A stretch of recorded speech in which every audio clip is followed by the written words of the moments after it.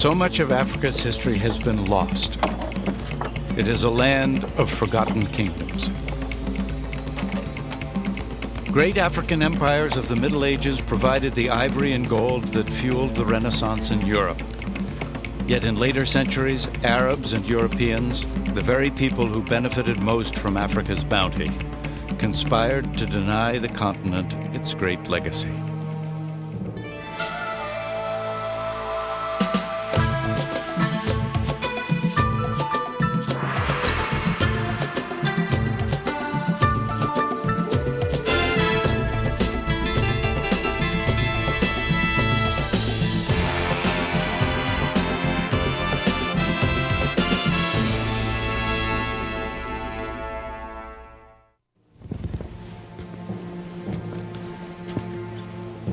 White explorers refused to believe black Africans were capable of anything more than mud huts and pagan beliefs.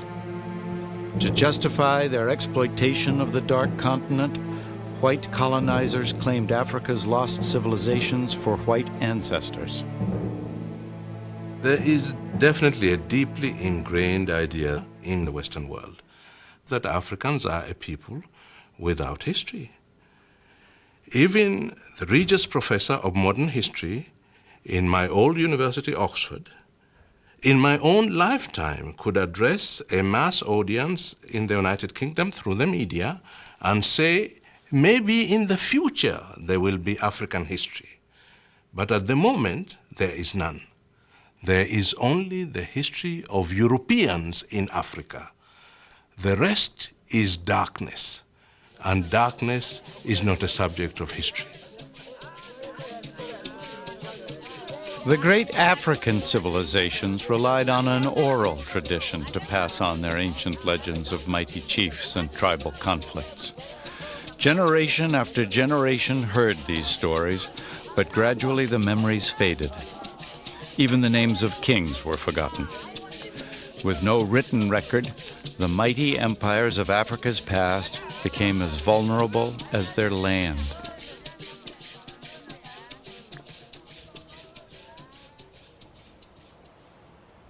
"800 years ago, this rugged terrain near the South African border with Zimbabwe was the site of one such kingdom.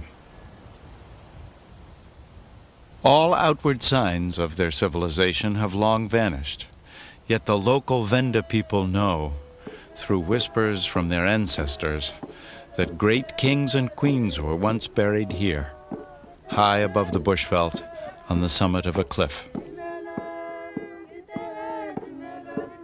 A burial ground created with thousands of tons of soil carried here to cover the bare rock of the cliff top. Each body was adorned with gold treasures before the royal graves were sealed.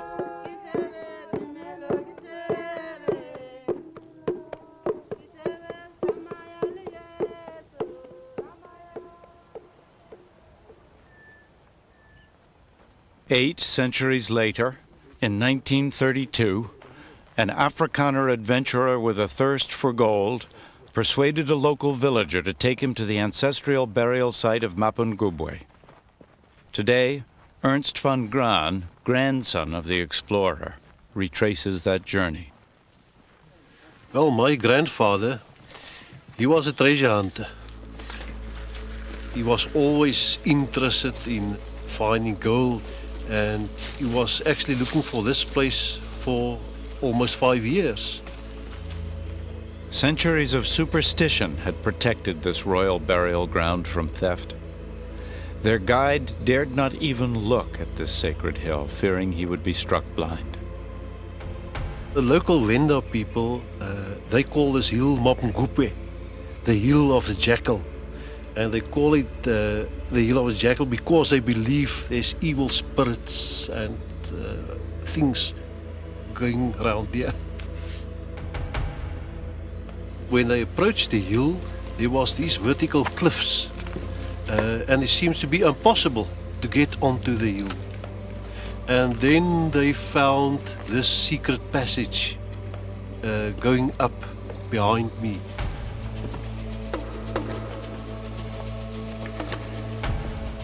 As Van Graan's team began their climb, they found holes carved into the rock face, an ancient stairway to the top of this hidden chimney.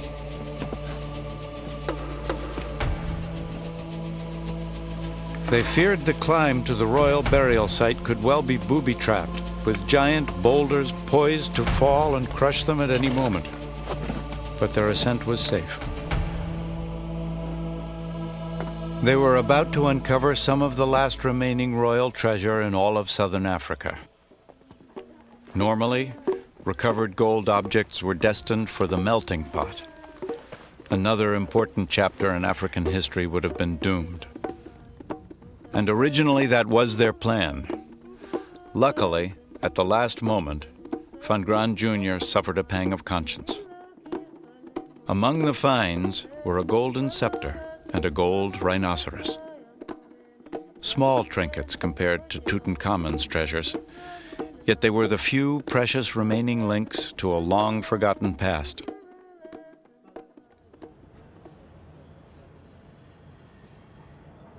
Van Graan had been a history student in Pretoria.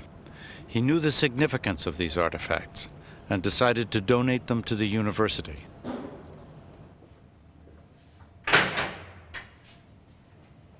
Though rescued, these treasures remain hidden from public view, locked away in archaeology department vaults.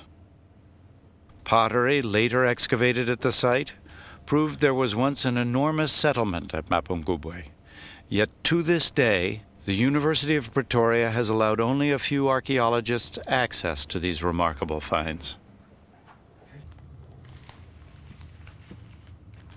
These are the most important artifacts in sub-Saharan Africa, reluctantly brought out to be photographed on special occasions, then locked away again. They might as well still be buried. All this secrecy has its roots in apartheid. Dutch settlers maintained that blacks and whites had arrived in the area at roughly the same time, giving them equal claim to the territory.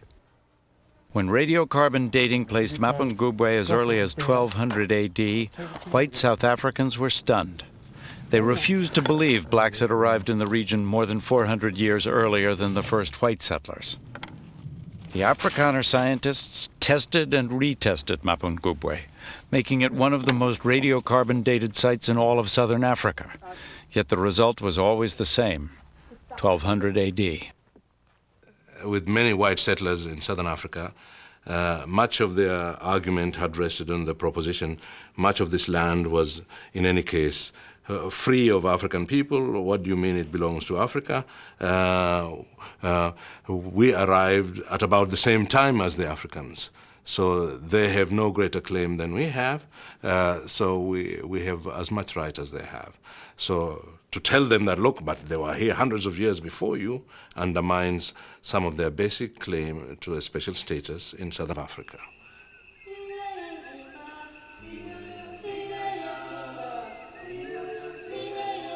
This civilization was ancient, it was prosperous, and it was black. But what happened to these people remains a mystery. Perhaps they drove their cattle herds further north to the lusher pastures and cooler climate of higher ground. Or perhaps they became the long-sought ancestors of another African kingdom. For only 100 years later, 200 miles beyond the Limpopo River, one of the greatest African empires would be founded.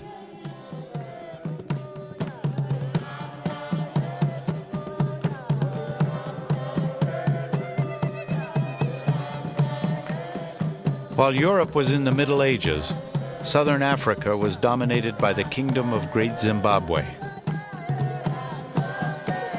Their kings ruled from a court enclosed by a colossal circular wall, over 25 feet high and 16 feet thick. Little is known about the empire. Even the names of their kings are now forgotten. We do know they owned thousands of head of cattle and provided ivory and gold to Swahili merchants on the East Coast. the first link in Africa's trade network with the world. Today, the country of Zimbabwe takes its name from this ancient kingdom. Zimbabwe means Great House of Stone. Until recently, its real history was denied by white people. They were convinced that black Africans could not have created such monumental structures.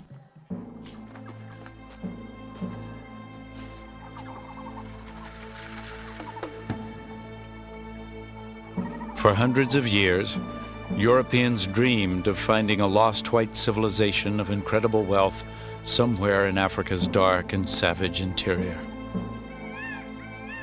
Karl Mauck, a German explorer, had heard tales of ancient stone ruins in unexplored territory north of the Limpopo River.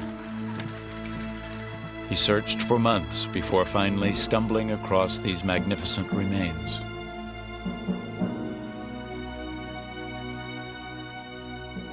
Tuesday, 5 September 1871. I saw a short distance away an apparently round edifice. It's built without any mortar of hewn granite slabs.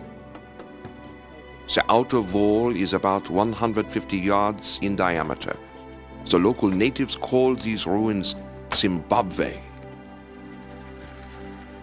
Mauck was overcome by the splendor and sophistication of these ruins. But believing black Africans too primitive to build such walls, he was convinced they were the work of a lost white tribe. Finally, I stopped in front of a tower-like structure.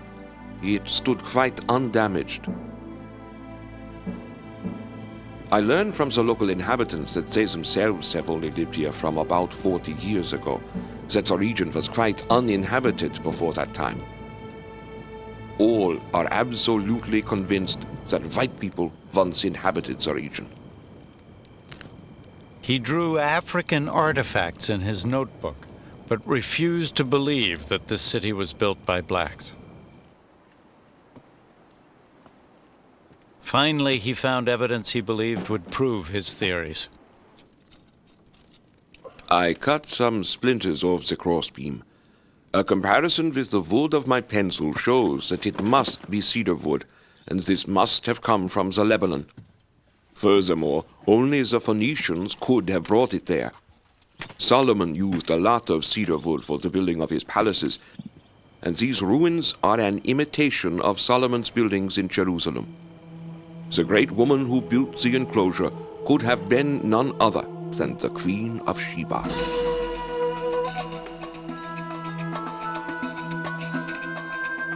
This place, according to Mauck, was biblical Ophir, the city of gold. The story of the Queen of Sheba is first told in the Bible. Laden with precious gifts of gold and gems, this mythical white queen visits King Solomon in Jerusalem. She is said to be a temptress, with a lustful body beneath her silken robes. She gives the king everything he desires. Karl Mauck concluded the Queen of Sheba must have been the Queen of Great Zimbabwe, and this place, her palace. Mauck's racist theories were quickly seized upon as valuable propaganda by white settlers seeking to expand the British Empire. Any proof that whites had been here in biblical times would help justify their new exploitation of the region.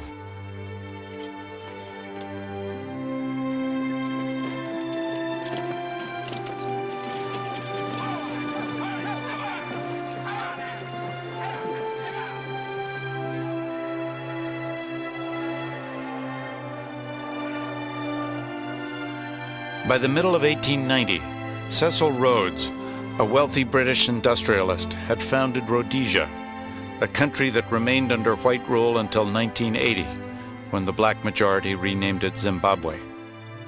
Rhodes carved out for himself thousands of miles of land, rich in diamonds and gold, including the ruins of Great Zimbabwe. Claiming it was a Phoenician palace, he oversaw an orgy of looting that robbed these ruins of their most precious artifacts. One of the great tragedies of Great Zimbabwe is that people were doing intensive excavation work here in the firm conviction that at the bottom of all this debris was the key to the mystery, the Phoenicians, whoever it was who built it. And of course, once they got down to the bottom and the clearance was complete, they had destroyed all the evidence of all the human habitation that actually went with these walls. This act of historical vandalism still angers Peter Garlick, once an official in charge of the site. So great was the damage that the true history of this place was almost lost forever. But in 1929, a large-scale expedition of British archaeologists attempted to unlock Great Zimbabwe from the bosom of the Queen of Sheba. Gertrude Caton Thompson, the leader of the group, was determined to solve the riddle of Great Zimbabwe once and for all. Gertrude Caton Thompson was a formidable woman. Her archaeological standards were of the highest. It was an all-woman team. I think very deliberately she always worked with women and was one of the first feminists in archaeology.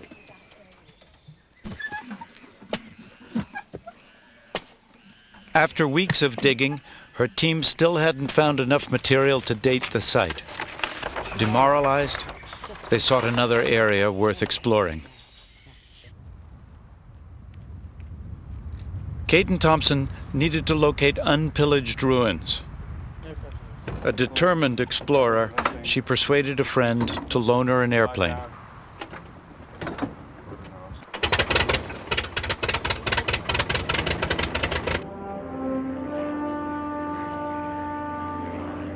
As she swept past the back of the Acropolis, she noticed an uncharted path to the top. It was obscured by vegetation and led to a new set of walled enclosures.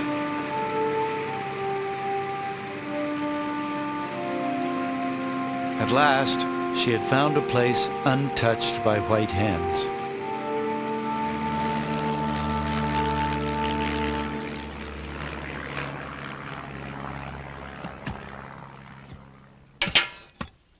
The work began the following day. They would eventually collect all the proof she needed. Her conclusion: ancient Bantu people had built Great Zimbabwe in medieval times, starting around the 11th century. But her report was not popular among white Rhodesians. Gertrude Caton Thompson's work gave her the highest reputation among academics and scientists. It did nothing to persuade the settler to overcome his prejudices. The settler, like all colonial settlers, knew his native. He knew that the native could not do this. He knew that the native was a savage. And nothing that anyone could do, either Caton Thompson or in the 50 years subsequent to her, were going to convince people with such strong racial prejudices that Great Zimbabwe was not exotic. There are unenlightened persons who assert complacently that these unexampled structures are of Bantu artistry. Bantu people are unchanging. They are as they used to be, farmers, herdsmen of small brain capacity. She had a special file for such poisonous propaganda. Many years later, a black servant was still shown bowed before a white Queen of Sheba in an official Rhodesian travel poster. Great Zimbabwe was being used as a symbol of white racial superiority. Today, the same image is the icon of the new nation of Zimbabwe. The attempt was to undermine the legitimacy of the claims of African nationalists and to say this land is as much ours, if not more so, than yours. If you suddenly demonstrate, but look, these walls testify against you because these have been here for hundreds of years and they were erected by Africans, silent witnesses that Africans were here centuries before you, they can't take it. So they say the witness is lying. It wasn't built by Africans. For centuries, Great Zimbabwe has suffered an entirely fictitious history. But what was this great African kingdom really like?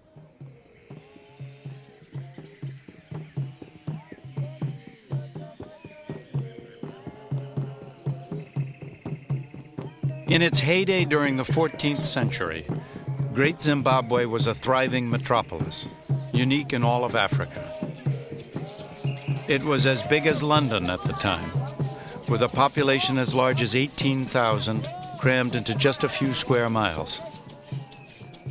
Inside its great stone walls was sub-Saharan Africa's oldest known urban culture. The noise must have been overwhelming. Smoke from hundreds of cooking fires would have darkened the sky. It was the capital of an empire that stretched for thousands of miles and contained hundreds of mini-Zimbabwes, each with its own ruler. In Great Zimbabwe, a king's influence carried on long after he died. Spirits of ancestors remained an ongoing presence, both as powerful rulers and spiritual advisors. Today, the local Shona people are thought to be descendants of the people that built Great Zimbabwe.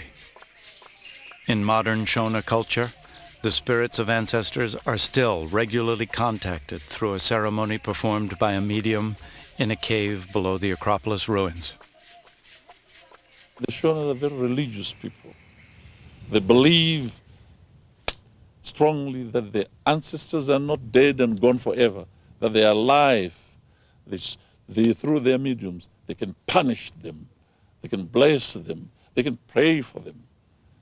And therefore, if you don't follow what they say, you are likely to come into misfortune.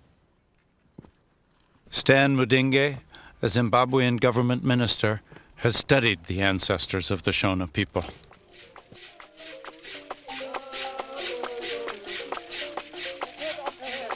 Usually, the spirits of the ruler, the dead rulers, were the most powerful spirits on matters of state. And these spirits possess mediums, and they become, in every respect, the emperor back in human form.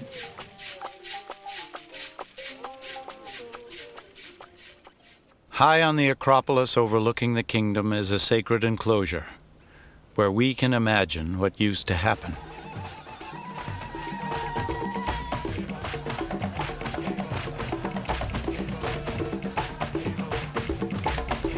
During times of trouble, the king would come here to pay tribute to his ancestors and ask for guidance from his spirit medium. The medium would work himself into a trance and be taken over by the spirit of a long-dead ruler.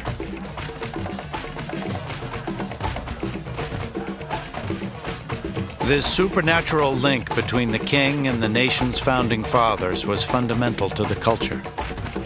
Through his medium, the king exerted influence over the spirit mediums of lesser rulers.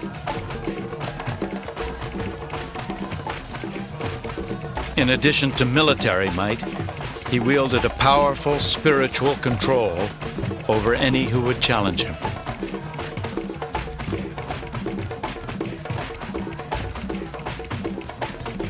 You didn't need a huge army to control. You had control psychologically. You could make people peaceful. You could make the pronouncements which people will follow and will obey. These great stone birds were symbols of that power and are among the few icons to be salvaged from this sacred place. This was a civilization which represented the highest achievement of the Bantu-speaking people in this part of Africa. The wealth which they accumulated enabled them to build such massive structures as they have built here in Great Zimbabwe.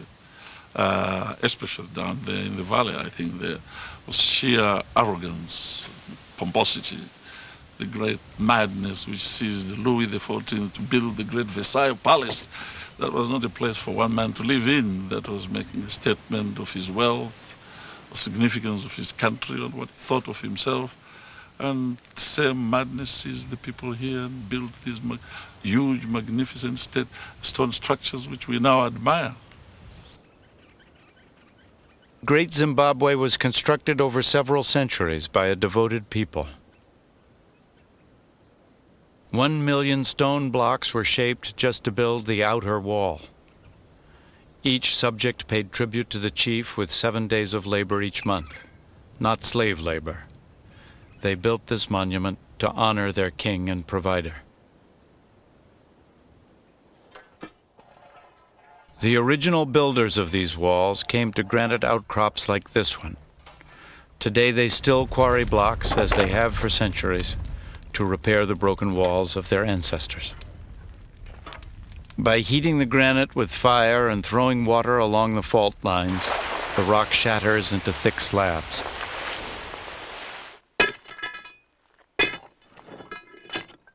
Then begins the slow process of breaking and shaping the rocks for the dry stone walls.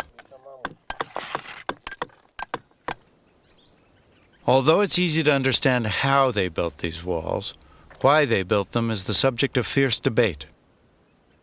Was the great enclosure a fortress or a palace? The narrow passage between these towering walls has generated lurid theories. Many believe it stopped men from spying during female initiation ceremonies. Most likely, though, it was simply to maintain absolute privacy for the royal household. That still leaves the enigma of the giant cone-shaped tower. The first Victorian investigators focused in on it as a sexual symbol, as a male penis in stone. This has been resurrected on several occasions subsequently, but there is no evidence, either in its form, its decoration, to suggest it. There are fragmentary traditions that suggest that it represents in stone the great clay grain bins in which the staple food was stored. And this makes some sort of sense of the monarch, the king, as provider of his people's food. Funding this vast construction in the 1300s required a booming economy. And the source of that wealth was cattle. A chief's status was based on the number of cattle he owned. A rich man would have many cattle, so he could afford many wives, who would bear him many children, who would provide more labor to cultivate more land. During the dry season, when there was little work, farmers became gold miners.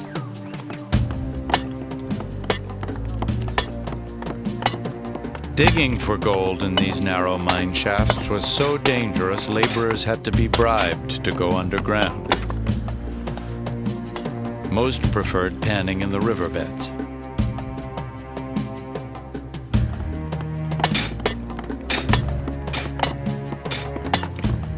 Gold was the monopoly of the king. He paid his miners in cattle, reserving the gold for himself for exchange and barter with the Swahili merchants of the East African coast.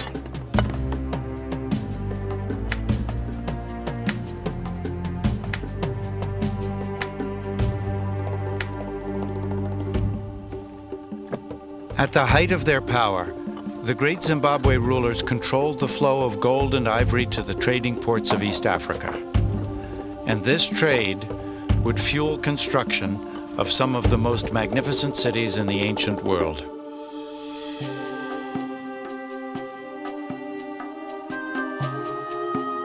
In the 14th century, Africa's Swahili coast was an exotic place, described by Arab sailors as vibrant and affluent, with the most beautiful and well-constructed towns in the world.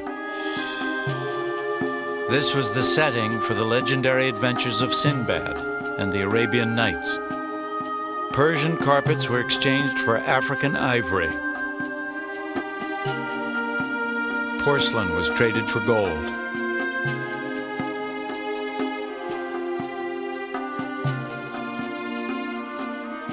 Merchants who came from India and Arabia, even from the Far East, had to deal with Swahili brokers, medieval middlemen, who were their only link to goods from Africa's interior.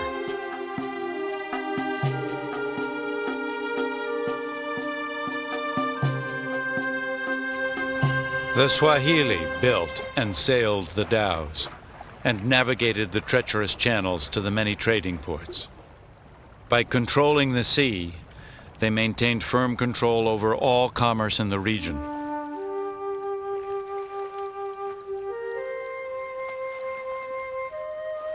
Every year, hundreds of boats awaited the monsoon winds to carry their goods back to the Middle East. By the 10th century, gold, ivory, and quartz were pouring into the Mediterranean. Commerce on a scale not seen since Greek and Roman times. This prosperous coastline had ports and cities that stretched 1,800 miles from present-day Somalia to Mozambique. Their trade networks extended from Arabia to India and on to China. In the 15th century, the Swahili even exported a giraffe to China, causing a sensation at the imperial court.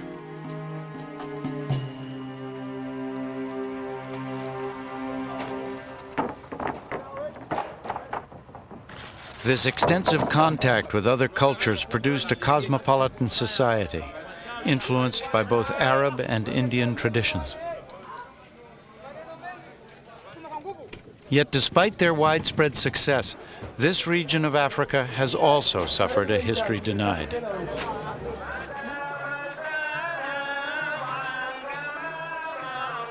The confusion can be traced back to the first Arab traders and the introduction of Islam. The Swahili adopted Islam 1,000 years ago, and this shared religious code helped create mutual trust in business deals. The call to prayer would have brought together the Arab traders and the African merchants. They would have washed in cisterns like these, then entered mosques as grand as the medieval cathedrals of Europe.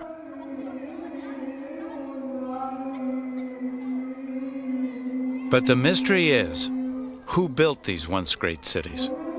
Arabs or Africans?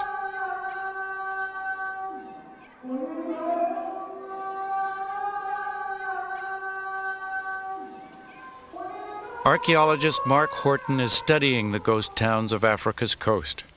He has revolutionary ideas about their origin.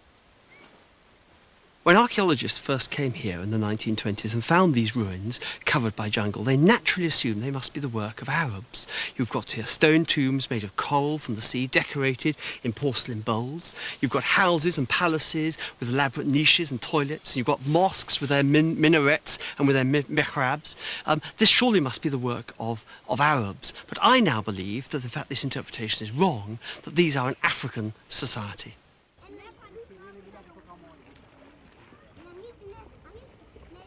The raw material for these towns was mined from coral deposits.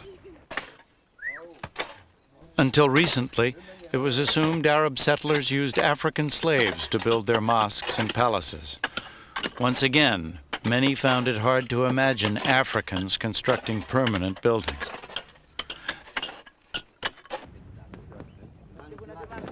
Now it is thought the Swahili played a much more active role in creating this trading empire, and that the wealthy merchants who built these coral towns were African, not Arab. It's a complicated story to untangle. By the 18th century, long after many of these coastal cities had gone into decline, the east coast of Africa was actually ruled by Arab sultans from the island of Zanzibar. To support their territorial claims, they insisted Africans were mere bystanders in the development of Swahili civilization.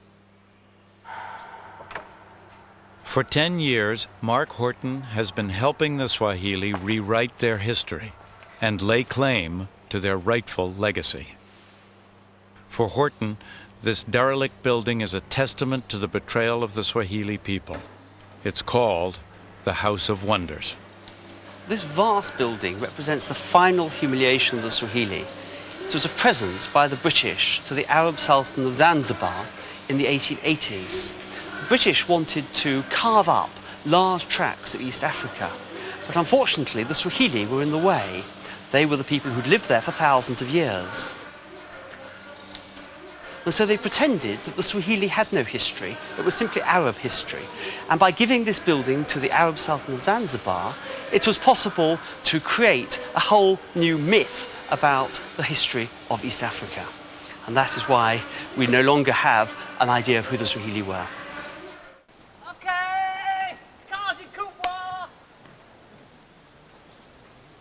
Horton believes the only way to find out who they were is by digging. His goal? To find evidence of an early African settlement on the island of Pemba off the Tanzanian coast. He leads his team of workers to a site where he thinks he has found the legendary city of Kanbalu. According to Arab records from the 10th century, Kanbalu was the first Muslim city on the Swahili coast, so it is of crucial importance. In the best African tradition, Horton issues orders from his perch while his wife Kate digs below. They are starting to uncover the floor of a mosque that has completely collapsed. Horton hopes it will reveal how Islam came to East Africa.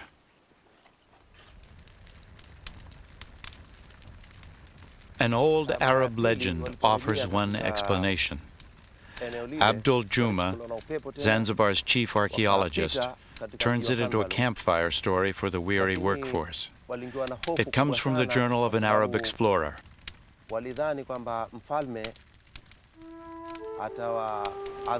Back in 922 AD, he wrote that a ship of Arab sailors set sail from Oman to an African trading post called Kanbalu. But a storm drove them much further south along the coast.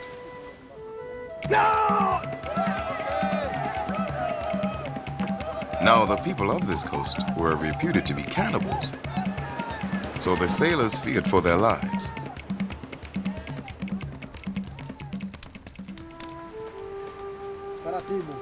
The frightened Arab merchants were brought ashore and dragged before the king. Luckily, he seemed more interested in trading than eating. He was dazzled by the Arabian jewels, so they exchanged presents. The sailors had good reason to praise Allah.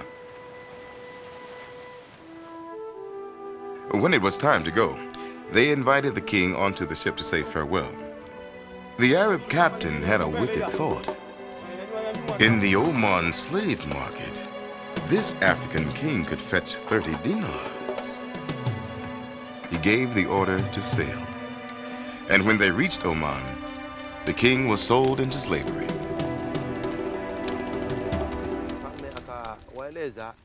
Over the next year, the king learned Arabic and studied the Quran and eventually became a devout Muslim.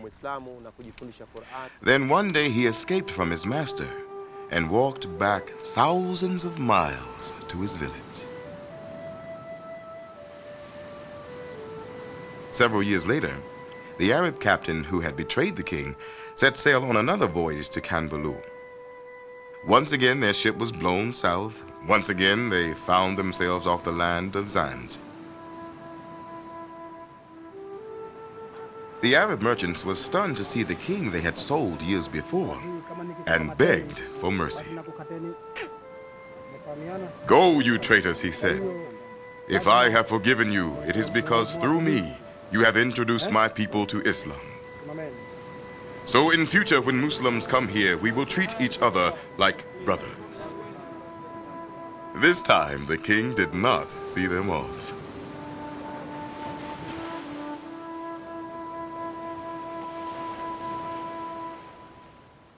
The moral of the tale is that the Swahili might have become Muslim to avoid being sold into slavery.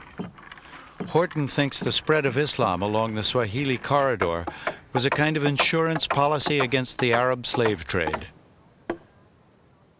Kanbalu, the Arab captain's destination in the tale, was a thriving trading port along the east coast of Africa. If this is Kanbalu Horton has found, then beneath the floor of this stone mosque, there could well be earlier mosques, built in a more traditional African style.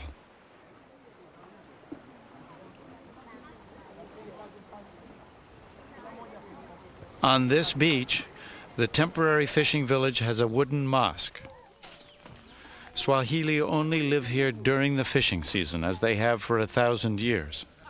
But they always build a mosque, one probably similar to the very first Swahili mosques. So, Mark, this is a timber-built mosque with thatch, typical of early mosques on these villages. Right. And when they abandon these, they graduate to one made of mud? Yes, mud and timber mosques. And usually it becomes larger than this one, timber mosque. And then, again, one then has a stone one. Yes, to the next they phase. built a stone on the same spot, One on top of another. on top of another.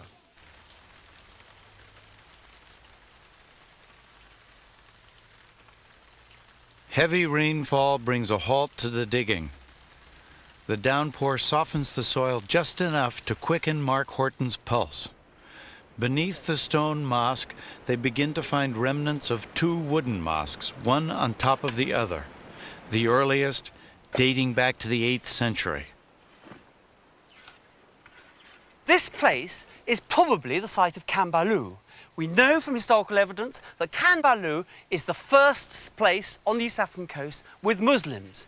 Perhaps this is the first structure that I'm kneeling on, the very place that the Muslims came to East Africa.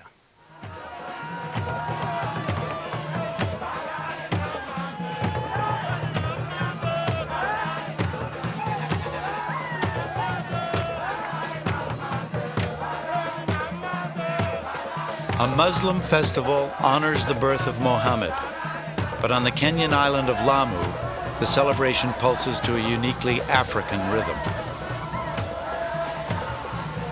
The clans race dhows around the archipelago and surge along the harbor front. Islam may have come from Arabia, but this is a Swahili celebration in a Swahili town. Yet even many Swahili continue to believe the foundations of their civilization are Arab. Some of the confusion was self-perpetrated in the sense that many Muslims among the Swahili people preferred to identify themselves in Arab terms. So they added to their racist tendencies of outsiders who wanted to deny Africans any credit anyhow. So these Muslims had quasi-religious reasons for self-Arabization. And Western observers had racist reasons for crediting the Arabs with Swahili civilization. And the two forms of reasons converged to create the confusion.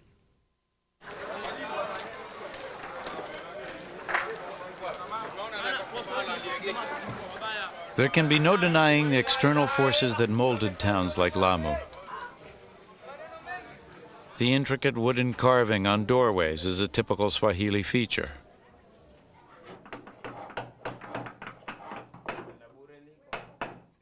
Perhaps several centuries ago, Indian craftsmen visited and taught Africans how to carve elaborate designs into wood.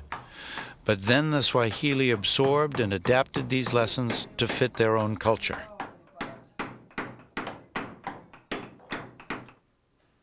Perhaps Persians introduced the ornate designs carved into the walls of houses. But today, Swahili craftsmen practice the art of molding wet plaster.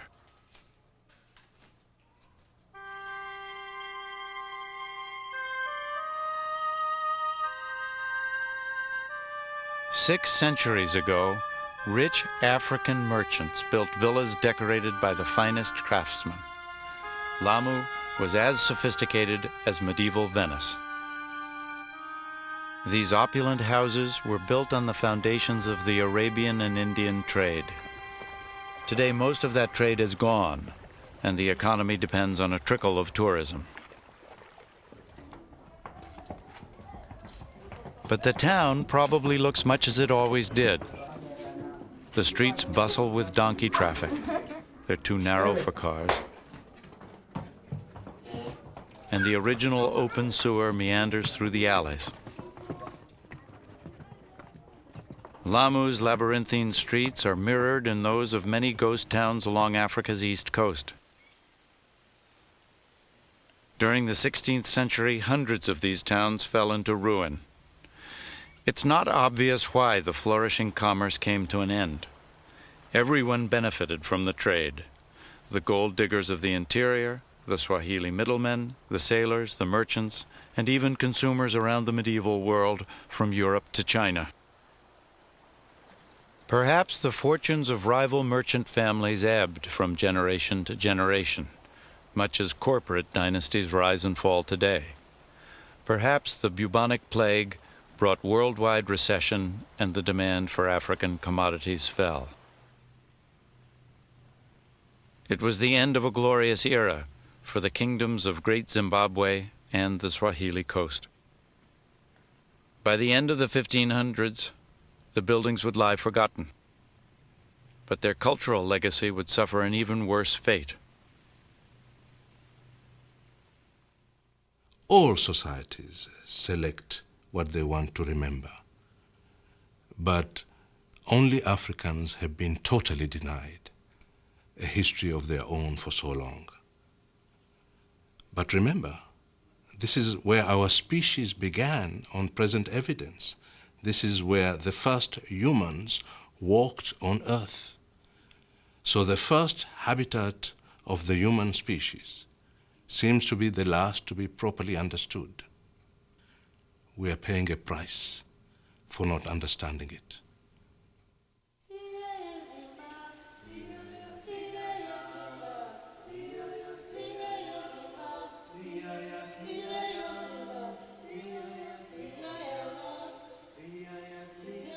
When European settlers first came to Africa, they dreamed of discovering a lost white civilization of fantastic wealth and beauty. Surprisingly, even today, the myth lives on.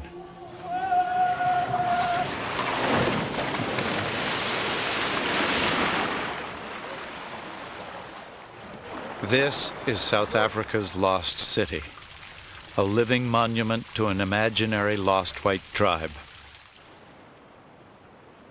It's part of the Sun City Resort, one of the most luxurious theme parks in the world. The artificial beach is packed with white South Africans on vacation.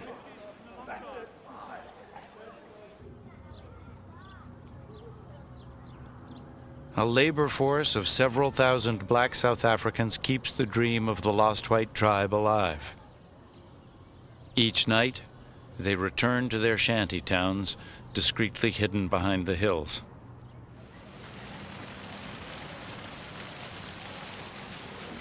Perhaps in centuries to come, when future archaeologists uncover these ruins, they'll identify them as the remnants of a lost white tribe of Africa.